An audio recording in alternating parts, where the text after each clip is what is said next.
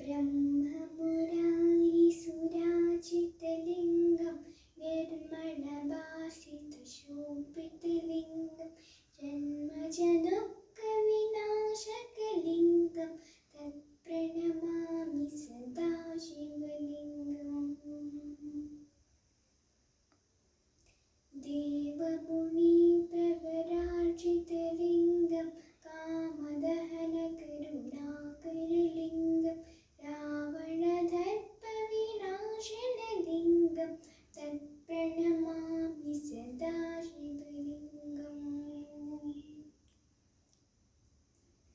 सर्वसुगन्धसुलेपितलिङ्गं बुद्धिविवर्धनकारणलिङ्गं सिद्धसुरासुरवन्दितलिङ्गं तत्प्रणमामि सदा शिवलिङ्गम्। कनकमहामणिभूषितलिङ्गं पणिपतिवेष्टितशोभितलिङ्गं दक्षसुयज्ञविनाशनलिङ्गं तत्प्रणमामि सदा शिवलिङ्गम्।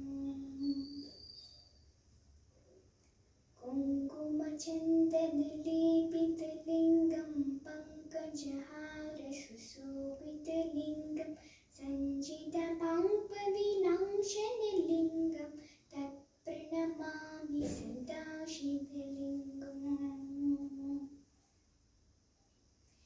देवगणार्चितसेवितलिङ्गं भावैर्भक्तिभिरेवचलिङ्गं दिनकरकोटिप्रभाकरलिङ्गं तत्प्रणमामि सदा शिवलिङ्गम्।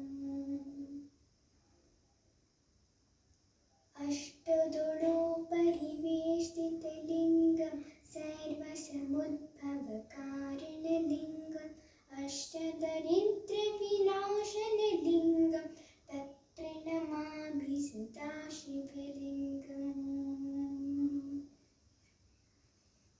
सुरगुरुसुरवरपूजितलिङ्गं सुरवरपुष्पसदार्चितलिङ्गं परं पदं परमात्मकलिङ्गं तत्प्रणमामि सदा शिवलिङ्गम्।